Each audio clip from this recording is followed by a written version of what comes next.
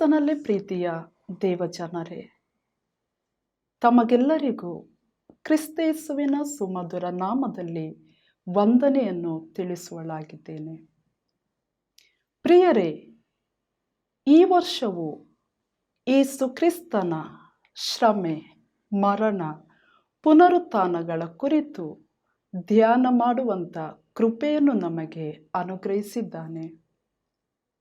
Big J ವಾಹಿನಿಯ ಮೂಲಕ ಯೇಸು ಕ್ರಿಸ್ತನ ತ್ಯಾಗವನ್ನು ಬಿತ್ತರಿಸುವಂಥ ಕೃಪೆಯನ್ನು ನಮಗೆ ನೀಡಿದ್ದಾನೆ. ಬಿಗ್ ಜೆ ವಾಹಿನಿಯ ಮುಖ್ಯಸ್ಥರಿಗೂ, ಕುಟುಂಬದವರಿಗೂ ಹಾಗೂ ಸಿಬ್ಬಂದಿ ವರ್ಗದವರಿಗೂ ನನ್ನ ಪ್ರೀತಿಯ ವಂದನೆಗಳನ್ನು ತಿಳಿಸುವಳಾಗಿದ್ದೇನೆ. ಹಾಗೂ ಈ ಸಂದೇಶವನ್ನು ವೀಕ್ಷಿಸುತ್ತಿರುವ ತಮಗೆಲ್ಲರಿಗೂ ನನ್ನ ಪ್ರೀತಿಯ ವಂದನೆಗಳು. ಪ್ರಿಯರೇ, ಹಲವಾರು ವರ್ಷಗಳಿಂದ ನಾವು ಯೇಸು ಕ್ರಿಸ್ತನ ಶ್ರಮ ಮರಣಗಳನ್ನು ಧ್ಯಾನಿಸುತ್ತಾ ಬಂದಿದ್ದೇವೆ. ಈ ದಿನದ ಧ್ಯಾನವೂ ಸಹ ನಮ್ಮನ್ನು ಬಲಪಡಿಸಲಿ, ನಮ್ಮೊಂದಿಗೆ ಮಾತನಾಡಲಿ ಎಂಬುದಾಗಿ ಶಿರವನ್ನು ಬಾಗಿ ಕಣ್ಣುಗಳನ್ನು ಮುಚ್ಚಿ ಪ್ರಾರ್ಥನೆ ಮಾಡುವ. ನಮ್ಮನ್ನು ಬಹಳವಾಗಿ ಪ್ರೀತಿಸುವ ನಮ್ಮ ಪರಲೋಕದ ತಂದೆಯೇ, ನಿನ್ನ ನಾಮಕ್ಕೆ ಸ್ತೋತ್ರವನ್ನು ನಾನು ಸಲ್ಲಿಸುವಳಾಗಿದ್ದೇನೆ. ಅಪ್ಪ, ನೀನು ನಮ್ಮೊಟ್ಟಿಗಿರು. ನಿನ್ನ ಸಹಾಯಕ್ಕಾಗಿ ನಾವು ಯಾಚಿಸುತ್ತಿದ್ದೇವೆ. ಅಪ್ಪ, ನೀನು ನಮ್ಮನ್ನು ಬಲಪಡಿಸು. ಈ ಶ್ರಮವಾರದ ದಿನಗಳಲ್ಲಿ ನಾವು ಕುಂದಿ ಹೋಗದಂತೆ ನಿನ್ನ ಆತ್ಮನ ಸಹಾಯವನ್ನು ದಯಪಾಲಿಸಿಕೊಡು. ನಿನ್ನ ವಾಕ್ಯದಲ್ಲಿ ನಾವು ಉತ್ತೇಜನಗೊಂಡು ಬಲಗೊಳ್ಳುವಂಥ ಕೃಪೆಯನ್ನು ಅನುಗ್ರಹಿಸಿಕೊಡು. ನಮ್ಮ ಪ್ರಾರ್ಥನೆಯನ್ನು ಕೇಳಿದ್ದಕ್ಕಾಗಿ ಸ್ತೋತ್ರ. ಯೇಸುವಿನ ಹೆಸರಿನಲ್ಲಿ ಬೇಡಿ ಹೊಂದಿದ್ದೇನೆ ತಂದೆಯೇ, ಆಮೆನ್. ಪ್ರಿಯರೇ, ಈ ದಿನದ ಮುಖ್ಯ ಪ್ರಸ್ತಾಪ ಯೇಸುವಿನ ಬಟ್ಟೆಗಾಗಿ ಚೀಟು ಹಾಕಿದರು. ಸತ್ಯವೇದದಲ್ಲಿರುವಂಥ ಪರಿಚಯದ ಭಾಗವು ಶ್ರೀ ಯೋಹಾನನು ಬರೆದ ಸುವಾರ್ತೆ 19ನೇ ಅಧ್ಯಾಯ 23 ಮತ್ತು 24ನೇ ವಚನಗಳನ್ನು ಓದಿ ಕೇಳುವ. ಸಿಪಾಯಿಗಳು ಯೇಸುವನ್ನು ಶಿಲುಬೆಗೆ ಹಾಕಿದ ಮೇಲೆ ಅವರು ಆತನ ಮೇಲು ಹೊದಿಕೆಗಳನ್ನು ತಕ್ಕೊಂಡು 4 ಪಾಲು ಮಾಡಿ ಒಬ್ಬೊಬ್ಬ ಸಿಪಾಯಿಗೆ ಒಂದೊಂದು ಪಾಲಿನ ಪ್ರಕಾರ ಹಂಚಿಕೊಂಡರು. ಆತನ ಒಳಂಗಿಯನ್ನು ಸಹ ತಗೊಂಡರು. ಆದರೆ ಆ ಅಂಗಿಗೆ ಹೊಲಿಗೆ ಇರಲಿಲ್ಲ. ಅದು ಮೇಲಿನಿಂದ ಅಖಂಡವಾಗಿ ಹೆಣೆದದ್ದಾಗಿತ್ತು. ಅದನ್ನು ನೋಡಿ ಅವರು, ನಾವು ಇದನ್ನು ಹರಿಯಬಾರದು, ಚೀಟು ಹಾಕಿ ಇದು ಯಾರಿಗೆ ಬರುವುದೋ ನೋಡೋಣ ಎಂದು ಮಾತಾಡಿಕೊಂಡರು. ಇದರಿಂದ ನನ್ನ ಬಟ್ಟೆಗಳನ್ನು ತಮ್ಮಲ್ಲಿ ಪಾಲು ಮಾಡಿಕೊಂಡರು, ನನ್ನ ಅಂಗಿಗೋಸ್ಕರ ಚೀಟು ಹಾಕಿದರು ಎಂಬ ಶಾಸ್ತ್ರದ ಮಾತು ನೆರವೇರಿತು. ಸಿಪಾಯಿಗಳು ಇದನ್ನೆಲ್ಲ ಮಾಡಿದರು ಎಂಬುದೇ. ಪ್ರಿಯರೇ, ಇಲ್ಲಿ ಮುಖ್ಯವಾಗಿ ನಾವು ನೋಡುವಂಥದ್ದು ಯೇಸುವಿನ ಬಟ್ಟೆಗಾಗಿ ಚೀಟು ಹಾಕುವುದು. ಚೀಟು ಹಾಕುವುದು ಎಂಬುದಾಗಿ ಹೇಳಿದರೆ ಅದನ್ನು ಖಚಿತಪಡಿಸಿಕೊಳ್ಳುವುದು, ನನ್ನದು ಎಂಬುದಾಗಿ. ಈಗ ಒಂದು ವಸ್ತು ನನ್ನ ಕೈಯಲ್ಲಿದೆ, ಅತಿ ಅಮೂಲ್ಯವಾಗಿರುವಂಥ ವಸ್ತು, ಬೆಲೆ ಬಾಳುವಂಥ ವಸ್ತು. ನಮ್ಮ ಮನೆಯಲ್ಲಿರುವಂಥ 10 ಜನರಿಗೂ ಆ ವಸ್ತು ಬೇಕಾಗಿರುತ್ತದೆ. ಆಗ ಏನು ಮಾಡುವುದು? ಅದಕ್ಕೊಂದು ಬೆಲೆಯನ್ನು ಕಟ್ಟುವುದು. ಬೆಲೆ ಕಟ್ಟಿ ಬಂದಂಥ ಹಣವನ್ನು ಹಂಚಿಕೊಳ್ಳುವುದು, ತದನಂತರ ಚೀಟು ಹಾಕುವುದು. ಈ ವಸ್ತು ಯಾರಿಗೆ ಸೇರುತ್ತದೆ ಎಂಬುದಾಗಿ. ಸೇರಿದ ನಂತರ ಅದು ನನ್ನ ಸೊತ್ತು, ನನ್ನ ವಸ್ತು ಎಂಬುದಾಗಿ. ನನ್ನ ಪ್ರಿಯರೇ, ಇಲ್ಲಿ ಯಾರ ಬಟ್ಟೆಗಾಗಿ ಚೀಟು ಹಾಕಿದರು. ಯಾರ ಬಟ್ಟೆಗಾಗಿ? ನಮ್ಮ ಯೇಸುವಿನ ಬಟ್ಟೆಗಾಗಿ, ನಮ್ಮ ರಕ್ಷಕನ ಬಟ್ಟೆಗಾಗಿ, ಮೆಸ್ಸಿಯನ ಬಟ್ಟೆಗಾಗಿ, ನನ್ನನ್ನು ನಿಮ್ಮನ್ನು ಪ್ರೀತಿಸಿದ ಯೇಸುವಿನ ಬಟ್ಟೆಗಾಗಿ ಚೀಟು ಹಾಕುವುದನ್ನು ನಾವು ನೋಡುತ್ತೇವೆ.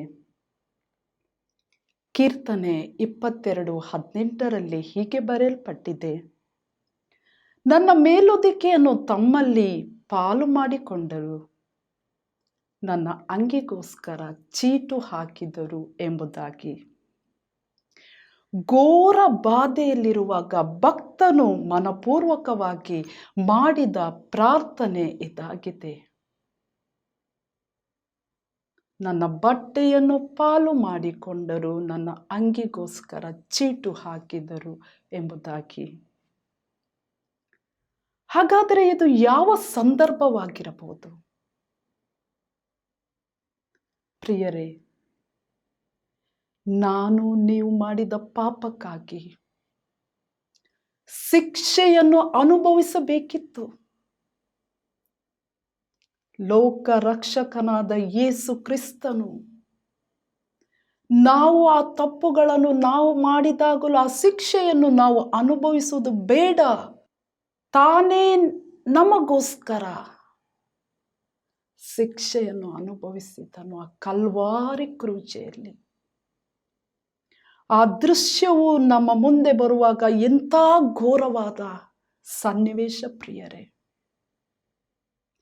ಎಂಥ ಪೆಟ್ಟು, ಬಾಧೆ ಎಲ್ಲವನ್ನು ನನಗಾಗಿ ನಿಮಗಾಗಿ ಆತನು ಅನುಭವಿಸಿದನು. ಪ್ರಿಯರೇ, ಆತನನ್ನು ಕಪಾಲ ಸ್ಥಳಕ್ಕೆ ಕರೆದುಕೊಂಡು ಹೋಗುತ್ತಿದ್ದಾರೆ. ಇಬ್ರಿಯ ಮಾತಿನಲ್ಲಿ ಗೋಲ್ಗೊಥಾ ಎಂಬುದಾಗಿ ಕರೆಯುತ್ತಾರೆ. ಇತ್ತೀಚೆಗೆ ಕೆಲವು ವರ್ಷಗಳ ಹಿಂದೆ ಆಕ್ಸ್ಫರ್ಡ್ ವಿಶ್ವವಿದ್ಯಾಲಯ ಮಾಹಿತಿಯನ್ನು ಕಲೆ ಹಾಕಿದೆ. ಯೇಸುವಿನ ಕ್ರೂಜೆಯ ಭಾರ 150 kg. ಪ್ರಿಯರೇ, ನಮ್ಮ ದೇವರು ಆ 150 kg ಭಾರವಾಗಿರುವಂಥ ಕ್ರೂಜೆಯನ್ನು ತನ್ನ ಹೆಗಲ ಮೇಲೆ ಹೊತ್ತುಕೊಂಡು ಆ ಕಪಾಲ ಸ್ಥಳಕ್ಕೆ ಆತನು ಸಾಗುತ್ತಿದ್ದಾನೆ. ನಮ್ಮನ್ನು ಪ್ರೀತಿಸುವುದಕ್ಕೋಸ್ಕರ, ನಮ್ಮನ್ನು ರಕ್ಷಿಸುವುದಕ್ಕೋಸ್ಕರ ಆತನು ಸಾಗುತ್ತಿದ್ದಾನೆ. ಕಲ್ವಾರಿ ಬೆಟ್ಟಕ್ಕೆ ಹೋಗಿ ತಲುಪಿದ. ಆಗ ದೇಶಾಧಿಪತಿಯಾದ ಪಿಲಾತನು ಯೇಸುವಿನ ಕ್ರೂಜೆಯ ಮೇಲೆ ಒಂದು ಬರಹವನ್ನು ಬರೆಯುತ್ತಾನೆ. ನಜರೇತಿನ ಯೇಸು ಯೆಹೂದ್ಯರ ಅರಸನು ಎಂಬುದಾಗಿ. ಸಾಧಾರಣವಾಗಿ ಆ ಗೋಲ್ಗೊಥಾ ಅಲ್ಲಿರುವಂಥ ಪಟ್ಟಣಕ್ಕೆ ಸಮೀಪವಾಗಿತ್ತು. ಆದದರಿಂದ ಆ ಮಾರ್ಗವಾಗಿ ಹೋಗುತ್ತಿದ್ದ ಜನರು ಯೇಸುವಿನ ಶಿಲುಬೆಯ ಮೇಲೆ ಏನು ಬರೆದಿದೆ ಎಂಬುದಾಗಿ ಓದಿದರು. ಅದು ಲ್ಯಾಟಿನ್, ಗ್ರೀಕ್, ಇಬ್ರಿಯ ಭಾಷೆಗಳಲ್ಲಿ ಬರೆದಿತ್ತು. ನಜರೇತಿನ ಯೇಸು ಯೆಹೂದ್ಯರ ಅರಸನು ಎಂಬುದಾಗಿ. ಆದರೆ ಅವರಿಗೆ ಸಮಾಧಾನವಾಗಲಿಲ್ಲ. ಅವರೇನು ಮಾಡಿದ್ರು ಗೊತ್ತಾ?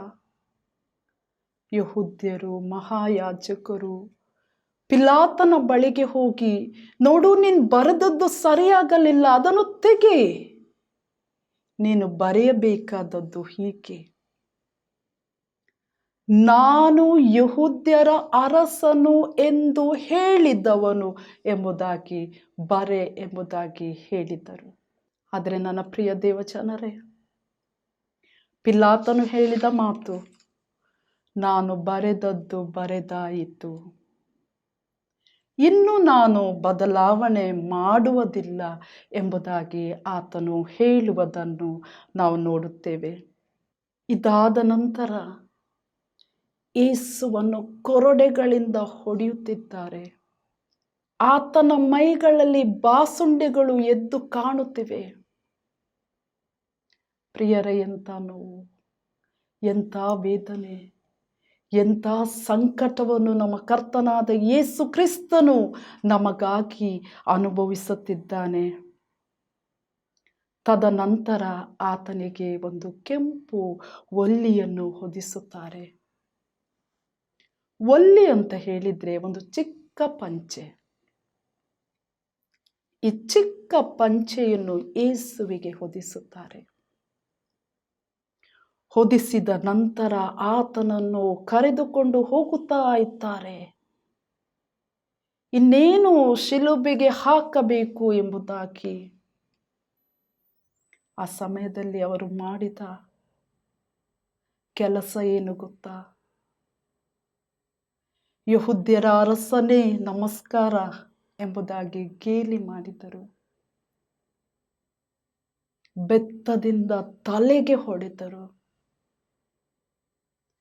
ಆತನ ಮುಖದ ಮೇಲೆ ಉಗುಳಿದರು. ಮೊಣಕಾಲೂರಿ ಆತನಿಗೆ ಅಡ್ಡ ಬಿದ್ದು ಹಾಸ್ಯ ಮಾಡಿದರು.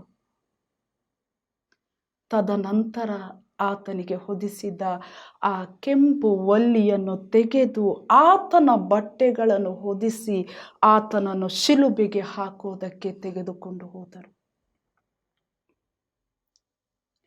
ಸಿಪಾಯಿಗಳು ಆತನನ್ನು ಶಿಲುಬೆಗೆ ಹಾಕಿದರು. ಶಿಲುಬೆಗೆ ಜಡಿದ ಮೇಲೆ ಆತನ ಮೇಲೊದಿಕೆಯನ್ನು 4 ಪಾಲು ಮಾಡಿಕೊಳ್ಳುತ್ತಾರೆ. ಅಲ್ಲಿರುವಂಥ 4 ಸಿಪಾಯಿಗಳಿಗೆ ಒಂದೊಂದು ಪಾಲು. ಆ ಪಾಲನ್ನು ಹಂಚಿಕೊಂಡರು. ಪ್ರಿಯರೇ, ಯಾವ ಪಾಲು? ಆಸ್ತಿಯ ಪಾಲ? ಮನೆಯ ಪಾಲ? ಜಮೀನಿನ ಪಾಲ? ಅಥವಾ ಬೆಲೆ ಬಾಳುವ ವಸ್ತುಗಳ ಪಾಲ? ಅಲ್ಲ ನನ್ನ ಪ್ರಿಯ ದೇವಜನರೇ, ಯೇಸುವಿನ ಬಟ್ಟೆಯನ್ನು ಪಾಲು ಮಾಡಿಕೊಂಡರು. ಅವರಿಗೆ ಗೊತ್ತಿತ್ತು ಅದು ಬೆಲೆ ಬಾಳುವಂಥದ್ದು, ಅಮೂಲ್ಯವಾದಂಥದ್ದು ಅವರಿಗೆ ಗೊತ್ತಿತ್ತು. ಆದರೆ ಅವರು ಎಲ್ಲಿಯೂ ಹೇಳಿಕೊಳ್ಳಲು ತಯಾರಿರಲಿಲ್ಲ. ಪಾಲು ಮಾಡಿಕೊಂಡರು. ಅಷ್ಟು ಮಾತ್ರವಲ್ಲದೆ ಆತನ ಒಳಂಗಿಯನ್ನು ಸಹ ತಕ್ಕೊಂಡರು. ಆ ಒಳಂಗಿಯಲ್ಲಿ ಒಂದು ವಿಶೇಷತೆ ಇತ್ತು. ಆ ಅಂಗಿಗೆ ಹೊಲಿಗೆ ಇರಲಿಲ್ಲ. ಅದು ಮೇಲಿನಿಂದ ಕೆಳಗಿನವರೆಗೂ ಅಖಂಡವಾಗಿತ್ತು. ಅಖಂಡ ಅಂತ ಹೇಳಿದ್ರೆ ಸಂಪೂರ್ಣವಾಗಿತ್ತು. ಯಾವುದೇ ಹೊಲಿಗೆ ಅದರಲ್ಲಿರಲಿಲ್ಲ. ತುಂಡಾಗದ ಇಡೀ ಪೂರ್ತಿಯಾಗಿರುವಂತಹದೊಂದು ಬಟ್ಟೆಯಾಗಿತ್ತು. ಆ ಬಟ್ಟೆಯನ್ನು ಅವರು ನೋಡುತ್ತಾರೆ. ಇದು ಅಖಂಡವಾಗಿರುವಂಥ ಬಟ್ಟೆ. ಇದನ್ನು ನಾವು ಕತ್ತರಿಸಬಾರದು, ತುಂಡು ಮಾಡಬಾರದು. ಇದನ್ನು ನಾವು ಚೀಟಿ ಹಾಕಿ ಎತ್ತಿಕೊಳ್ಳಬೇಕು ಎಂಬುದಾಗಿ ನಿರ್ಧರಿಸಿ ಚೀಟಿಯನ್ನು ಹಾಕಿಕೊಂಡು ಆ ಬಟ್ಟೆಯನ್ನು ಅವರು ತೆಗೆದುಕೊಳ್ಳುವುದನ್ನು ನಾವು ನೋಡುತ್ತೇವೆ. ನನ್ನ ಬಟ್ಟೆ ಎಂಬುದಾಗಿ ಅವರು ದೃಢಪಡಿಸಿಕೊಂಡರು. ಯಾವುದರ ಮೂಲಕ? ಚೀಟಿ ಹಾಕುವುದರ ಮೂಲಕ. ಇನ್ನು ಬೇರೆಯವರಿಗೆ ಪಾಲಿಲ್ಲ, ಒಬ್ಬನಿಗೆ ಮಾತ್ರ ಅದು ಸಂಬಂಧಪಟ್ಟದ್ದು. ಆದ್ದರಿಂದ ನನ್ನದು ಎಂಬುದಾಗಿ ಅದನ್ನು ದೃಢಪಡಿಸಿಕೊಂಡರು. ಇದರಿಂದ ಮೇಲೊದಿಕೆಗಳನ್ನು ಪಾಲು ಮಾಡಿಕೊಂಡರು. ಅಂಗಿಗೋಸ್ಕರ ಚೀಟಿಯನ್ನು ಹಾಕಿದರು. ಶಾಸ್ತ್ರದ ಮಾತು ನೆರವೇರುವಂತೆ ಇದೆಲ್ಲ ನಡೆಯಿತು ಪ್ರಿಯರೇ. ಇದನ್ನೆಲ್ಲ ಸಿಪಾಯಿಗಳು ಮಾಡಿದರು. ಅಷ್ಟು ಮಾತ್ರವಲ್ಲದೆ ಯೇಸುವಿನ ಕ್ರೂಜೆಯ ಬುಡದಲ್ಲಿ ಕೂತುಕೊಂಡು ಯೇಸುವನ್ನು ಕಾಯುತ್ತಿದ್ದರು. ಈ ವಿಷಯವಾಗಿ ನಾವು 4 ಸುವಾರ್ತೆಗಳಲ್ಲಿ ನೋಡುತ್ತೇವೆ. ಮತ್ತಾಯ, ಮಾರ್ಕ, ಲೂಕ, ಯೋಹಾನನು ಬರೆದ ಸುವಾರ್ತೆಗಳಲ್ಲಿ ನಾವು ನೋಡುವರಾಗಿದ್ದೇವೆ. ಒಂದು ಕಡೆ ಕೊರಡೆಯ ಪೆಟ್ಟು, ವೇದನೆ, ನೋವು, ರಕ್ತ ಸೋರುವಿಕೆ, ಇವುಗಳ ಮಧ್ಯದಲ್ಲಿ ಯೇಸುವಿನ ಬಟ್ಟೆಯನ್ನು ಪಾಲು ಮಾಡಿಕೊಳ್ಳುವುದನ್ನು ನಾವು ನೋಡುತ್ತೇವೆ ಪ್ರಿಯರೇ. ಹೇಗಿರಬಹುದು ಆತನ ನೋವು, ಆತನ ದುಃಖ ಯಾವ ರೀತಿಯಲ್ಲಿ ಮಡುಗಟ್ಟಿರಬಹುದು, ಆತನ ಮನೋವ್ಯಾಕುಲತೆ ಯಾವ ರೀತಿಯಲ್ಲಿ ಇದ್ದಿರಬಹುದು. ಆಹಾ, ಇದು ಎಂಥ ಕ್ರೂರತ್ವ ನನ್ನ ಪ್ರಿಯರೇ, ಎಂಥ ಕ್ರೂರತ್ವ. ಪ್ರಿಯರೇ, ಆತನು ಎಲ್ಲವನ್ನು ನನಗಾಗಿ ನಿಮಗಾಗಿ ಆ ಕಲ್ವಾರಿ ಕ್ರೂಜೆಯಲ್ಲಿ ಸಹಿಸಿಕೊಂಡನು. ನಮಗೆ ಪಾಪದಿಂದ ಬಿಡುಗಡೆಯನ್ನು ನೀಡುವುದಕ್ಕೋಸ್ಕರ, ನಮ್ಮನ್ನು ರಕ್ಷಿಸುವುದಕ್ಕೋಸ್ಕರ, ರಕ್ಷಣೆಯ ಅನುಭವವನ್ನು ನೀಡುವುದಕ್ಕೋಸ್ಕರ ಆತನು ಎಲ್ಲವನ್ನು ಆ ಕಲ್ವಾರಿ ಕ್ರೂಜೆಯಲ್ಲಿ ಮಾಡಿ ಮುಗಿಸಿದನು. ಮನುಷ್ಯನಿಗೆ ವಸ್ತ್ರಗಳನ್ನು, ಪ್ರಾಣಿಗಳಿಗೆ ಚರ್ಮವನ್ನು,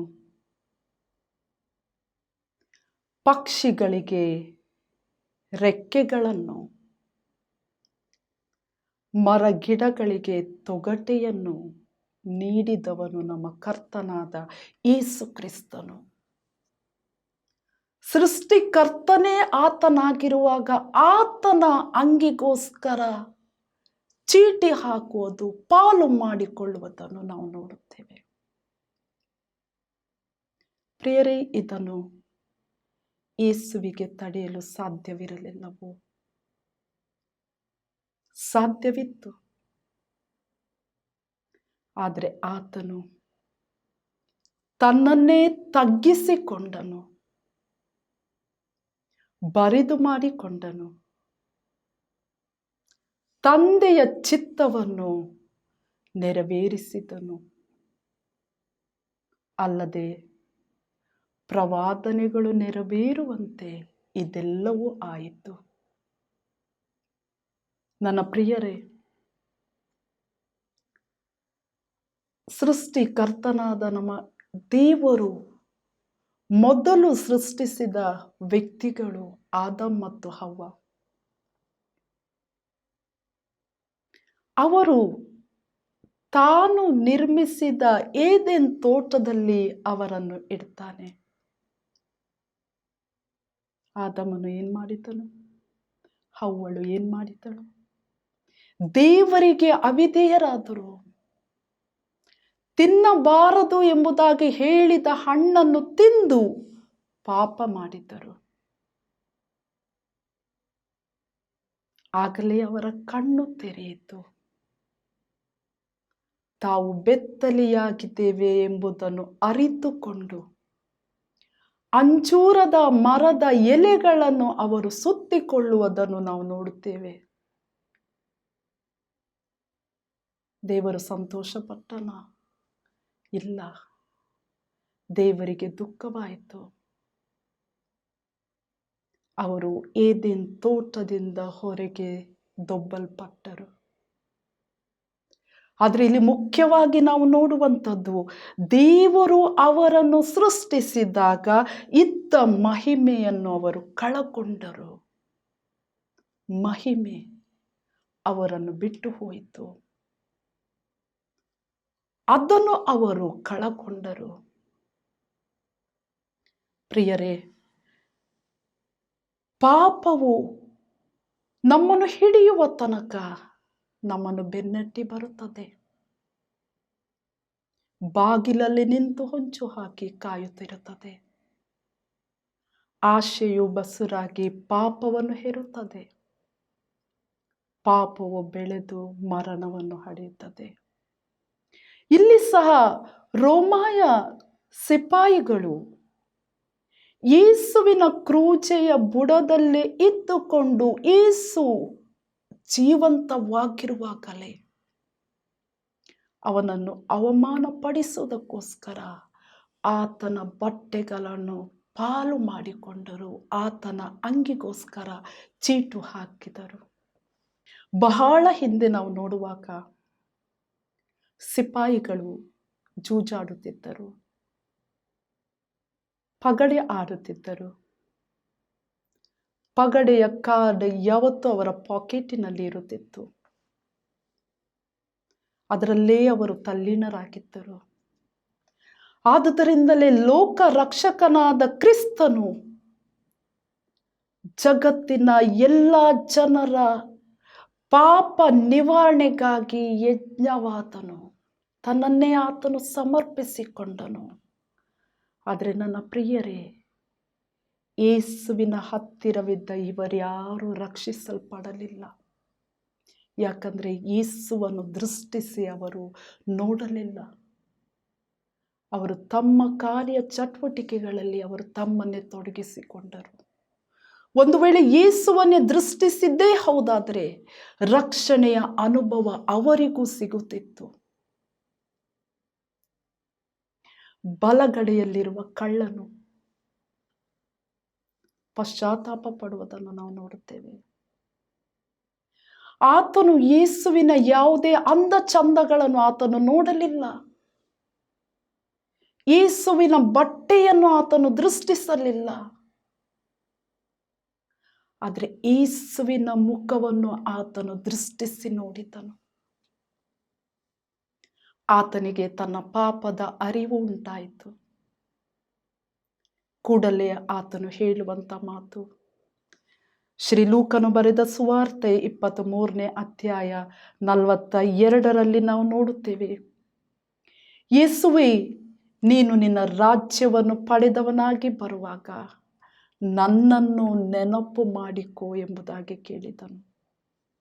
ಬೇರೆ ಯಾವುದನ್ನು ಆತನು ಕೇಳಲಿಲ್ಲ, ನನ್ನನ್ನು ನೆನಪು ಮಾಡಿಕೋ ಎಂಬುದಾಗಿ ಆತನು ಕೇಳಿದನು. ನನ್ನ ಪ್ರಿಯರೇ, ಯೇಸು ಕೂಡಲೇ ಆತನಿಗೆ ಉತ್ತರ ಕೊಟ್ಟನು, ಹಿಂದೆ ನೀನು ನನ್ನ ಸಂಗಡ ಪರದೈಸಿನಲ್ಲಿರುವಿ. ಎಂಥ ಭಾಗ್ಯವನ್ನು ಆತನು ಹೊಂದಿಕೊಂಡನು. ನನ್ನ ಪ್ರೀತಿಯ ದೇವ ಜನರೇ, ಪ್ಯಾರಡೈಸ್ನಲ್ಲಿರುವ ಭಾಗ್ಯ ಆತನಿಗೆ ಸಿಕ್ಕಿತು. ನನ್ನ ಪ್ರೀತಿಯ ದೇವ ಜನರೇ, ಅಂದು ಸಿಪಾಯಿಗಳು ಯೇಸುವಿನ ಬಟ್ಟೆಯನ್ನು ಹಂಚಿಕೊಂಡರೆ ಹೊರತು ನೀತಿಯ ಬಟ್ಟೆಗಳನ್ನು ಅವರು ಹಂಚಿಕೊಳ್ಳಲಿಲ್ಲ. ಒಂದು ವೇಳೆ ನೀತಿಯ ಬಟ್ಟೆಗಳನ್ನು ಅವರು ಹಂಚಿಕೊಂಡಿದ್ದೇ ಹೌದಾದರೆ ಅವರು ರಕ್ಷಿಸಲ್ಪಡುತ್ತಿದ್ದರು. ರಕ್ಷಣೆಯ ಅನುಭವ ಅವರಿಗೆ ದೊರೆಯುತ್ತಿತ್ತು. ಇಂದು ಅವನ ಮಕ್ಕಳಾದ ನಮಗೆ ಮಹಿಮೆಯ ವಸ್ತ್ರವನ್ನು ಕೊಟ್ಟು, ಪ್ರಕಾಶಿಸುವ ವಸ್ತ್ರವನ್ನು ಉಡಿಸಿ, ಪಾಪದ ಮೈಲಿಗೆಯನ್ನು ಪರಿಹರಿಸುವುದಕ್ಕೆ ಆತನು ಹೀಗೆ ಸಂಕಟಪಟ್ಟನು. ಶಾರೀರಿಕವಾಗಿ ನಮ್ಮ ಕ್ರಿಸ್ತನು ನಮ್ಮ ಹತ್ತಿರವಿದ್ದರೂ ಆತ್ಮಿಕ ರೀತಿಯಲ್ಲಿ ಆತನು ದೂರದಲ್ಲಿದ್ದಾನೆ. ಮನಸ್ಸು ಇಹಲೋಕದ ಆಶೆಗಳಿಗೆ ತವಕ ಪಡುತ್ತದೆಯೇ ಹೊರತು ಪರಲೋಕಕ್ಕೆ ಸಂಬಂಧಿಸಿದ್ದಲ್ಲ. ಹೀಗೆ ಅನೇಕರು ಶಾರೀರಿಕವಾಗಿ ಆಸೆ ಪಟ್ಟು, ಕ್ರಿಸ್ತನಿಂದ ನನಗೆ ಕೆಲಸ ಬೇಕು, ಕ್ರಿಸ್ತನಿಂದ ನನಗೆ ರೋಗ ಸೌಖ್ಯವಾಗಬೇಕು, ಕ್ರಿಸ್ತನಿಂದ ನನಗೆ ಕಷ್ಟಗಳು ಪರಿಹಾರವಾಗಬೇಕು, ಕ್ರಿಸ್ತನಿಂದ ನಾನು ಶ್ರೀಮಂತನಾಗಬೇಕು ಎಂಬುದಾಗಿ ಬಯಸುತ್ತಾರೆ ಹೊರತು ಪಾಪ ಪರಿಹಾರವನ್ನು ಬೇಡವೆನ್ನುತ್ತಾರೆ. ಅದು ನಮ್ಮಿಂದ ಸಾಧ್ಯವಿಲ್ಲ ಎಂಬುದಾಗಿ ಹೇಳುತ್ತಿದ್ದಾರೆ. ಆದರೆ ಪ್ರಿಯರೇ, ಯೇಸು ಕ್ರಿಸ್ತನು ಹೃದಯವೆಂಬ ಬಾಗಿಲನ್ನು ಬಡಿಯುತ್ತಿದ್ದಾನೆ. ಒಂದು ವೇಳೆ ನೀನು ಅಥವಾ ನಾನು ಯೇಸು ಕ್ರಿಸ್ತನನ್ನು ಸಂಪೂರ್ಣವಾಗಿ ಅಂಗೀಕರಿಸಿಕೊಂಡು ಆ ಹೃದಯವೆಂಬ ಬಾಗಿಲನ್ನು ನಾವು ತೆರೆದುಕೊಟ್ಟರೆ ಆತನು ನಮ್ಮೊಳಗೆ ಬಂದು ಜೀವಿಸುವವನಾಗಿದ್ದಾನೆ. ಪ್ರಿಯರೇ, ಮಾನವರಿಗೆ ಪ್ರಥಮವಾಗಿ ಆತ್ಮದ ರಕ್ಷಣೆಯಾಗಬೇಕು. ಆನಂತರ ಕ್ರಿಸ್ತನಿಂದ ಅವನಿಗೆ ಎಲ್ಲವೂ ದೊರೆಯುತ್ತದೆ. ಮತ್ತಾಯ 6:33ರಲ್ಲಿ ನಾವು ನೋಡುತ್ತೇವೆ, ನೀನು ಮೊದಲು ದೇವರ ರಾಜ್ಯಕ್ಕಾಗಿಯೂ ನೀತಿಗಾಗಿಯೂ ತವಕ ಪಡು, ಅವುಗಳ ಕೂಡ ಎಲ್ಲವೂ ನಿನಗೆ ದೊರೆಯುತ್ತದೆ. ನನಗೆ ಏನು ಬೇಕು, ಏನು ಅಗತ್ಯತೆಗಳಿವೆಯೋ ಎಲ್ಲವೂ ಆತನು ಬಲ್ಲವನಾಗಿದ್ದಾನೆ. ಆದರೆ ಮೊದಲು ದೇವರ ರಾಜ್ಯಕ್ಕಾಗಿಯೂ ನೀತಿಗಾಗಿಯೂ ನಾವು ತವಕ ಪಡುವವರಾಗಿರಬೇಕು. ಪ್ರಿಯರೇ, ನಾವು ನೀತಿಯ ವಸ್ತ್ರಕ್ಕಾಗಿ ತವಕ ಪಡುವ ಮನವೇ, ನಿನ್ನ ಪ್ರಿಯ ರಕ್ಷಕನನ್ನು ನಿನ್ನ ಹೃದಯದಲ್ಲಿ ನಿಜ ವಿಶ್ವಾಸದಿಂದ ಇಟ್ಟುಕೊಂಡಿರುವೆಯಾದರೆ ಆತನು ನಿನ್ನನ್ನು ಬಿಟ್ಟು ಹೋಗನು. ಯಾವ ಶತ್ರುವು ನಿನ್ನ ಹತ್ತಿರ ಬಾರನು. ಪ್ರೀತಿಯ ದೇವಜನರೇ, ಆ ಕಲ್ವಾರಿ ಕ್ರೂಜೆಯಲ್ಲಿ ನನಗಾಗಿ ನಿನಗಾಗಿ ಕಷ್ಟವನ್ನು ಅನುಭವಿಸಿದ ಯೇಸುವಿಗೆ ನಾವು ನಮ್ಮನ್ನೇ ಸಂಪೂರ್ಣವಾಗಿ ಒಪ್ಪಿಸಿಕೊಡುವ, ಆ ನೀತಿಯ ವಸ್ತ್ರಕ್ಕಾಗಿ ನಾವು ತವಕ ಪಡುವ, ಇವುಗಳ ಕೂಡ ಅವೆಲ್ಲವೂ ನಮಗೆ ದೊರೆಯುತ್ತದೆ. ಈ ವಾಕ್ಯಗಳ ಮೂಲಕ ದೇವರು ನಮ್ಮನ್ನು ಆಶೀರ್ವದಿಸಲಿ. ಶಿರಬಾಗಿ ಪ್ರಾರ್ಥನೆ ಮಾಡುವ. ನಮ್ಮನ್ನು ಬಹಳವಾಗಿ ಪ್ರೀತಿಸುವ ನಮ್ಮ ಪರಲೋಕದ ತಂದೆಯೇ, ನಿನ್ನ ನಾಮಕ್ಕೆ ಸ್ತೋತ್ರ ಸ್ವಾಮಿ. ದೇವರೇ, ನಿನ್ನ ನಮ್ಮೊಟ್ಟಿಗಿದ್ದು ನೀನು ಮಾತನಾಡಿದ್ದಕ್ಕಾಗಿ ಸ್ತೋತ್ರ ಸ್ವಾಮಿ. ಇಹಲೋಕದಲ್ಲಿ ನಾವು ಜೀವಿಸುವಾಗ ಕರ್ತನೆ ನಿನ್ನ ನಮ್ಮೊಟ್ಟಿಗಿರು. ಬರುವಂಥ ಎಲ್ಲ ಶೋಧನೆ, ಕೇಡು, ಗಂಡಾಂತರಗಳಿಂದ ನಮ್ಮನ್ನು ತಪ್ಪಿಸಿ ಕಾಯ್ದು ಕಾಪಾಡು. ಆ ಪರಲೋಕದ ರಾಜ್ಯಕ್ಕಾಗಿಯೂ ಆ ನೀತಿಯ ವಸ್ತ್ರಕ್ಕಾಗಿಯೂ ನಾವೆಲ್ಲರೂ ತವಕ ಪಡುವಂಥ ಕೃಪೆಯನ್ನು ನೀನು ನಮಗೆ ಅನುಗ್ರಹಿಸಿಕೊಡು. ನನ್ನ ಪ್ರಾರ್ಥನೆಯನ್ನು ಆಲಿಸಿದ್ದಕ್ಕಾಗಿ ಸ್ತೋತ್ರ. ಘನ ಮಾನ ಮಹಿಮೆ ನಿನಗೆ ಸಲ್ಲಲಿ. ಯೇಸುವಿನ ಹೆಸರಿನಲ್ಲಿ ಬೇಡಿ ಹೊಂದಿದ್ದೇನೆ ತಂದೆಯೇ, ಆಮೇನ್. ಬಿಗ್ ಜೆ ಟಿವಿ ಮಾಡುತ್ತಿರುವ ಈ ಸೇವೆಯೊಂದಿಗೆ ನೀವು ಕೈಜೋಡಿಸಲು ಬಯಸುವಿರಾದರೆ ನಮ್ಮನ್ನು ಸಂಪರ್ಕಿಸಿರಿ. ನಮ್ಮ ವಿಳಾಸ ಬಿಗ್ ಜೆ ಮೀಡಿಯಾ ನೆಟ್ವರ್ಕ್, 2ನೇ ಮಹಡಿ, ಗ್ರೇಸ್ ಪ್ಲಾಜಾ, ಕ್ರಿಸ್ತ ಜ್ಯೋತಿ ಚರ್ಚ್ ಬಳಿ, ಕೊರಂಕ್ರಬಾಡಿ, ಉಡುಪಿ 576101. ನಮ್ಮ ದೂರವಾಣಿ ಸಂಖ್ಯೆ 082025291117 ಹಾಗೂ 8884395777. ನಮ್ಮ ಖಾತೆ ಸಂಖ್ಯೆ ಹೆಸರು big J media network, Union Bank Udupi ಶಾಖೆ. ಖಾತೆ ಸಂಖ್ಯೆ 520100018274. IFSC code UBIN 09000010. MICR code 5760260031. ನಮ್ಮ ಸ್ಯಾಟಲೈಟ್ ಸೇವೆಯಲ್ಲಿ ಪಾಲುಗಾರರಾಗಲು ಬಯಸುವುದಾದರೆ ನಮ್ಮನ್ನು ಸಂಪರ್ಕಿಸಿರಿ. 9428747777. ಆನ್ಲೈನ್ ಮೂಲಕ ಪಾವತಿ ಮಾಡಿದ್ದಲ್ಲಿ ಈ ನಂಬರಿಗೆ ವಾಟ್ಸಪ್ ಅಥವಾ SMS ಮೂಲಕ ತಿಳಿಸಿರಿ. 8884395777. ನಮ್ಮ ಬ್ಯಾಂಕ್ ವಿವರಗಳು ಇಂತಿವೆ. ಹೆಸರು big J satellite, Union Bank Udupi ಶಾಖೆ. ಖಾತೆ ನಂಬರ 52012026664036. IFSC code UBIN 09000010.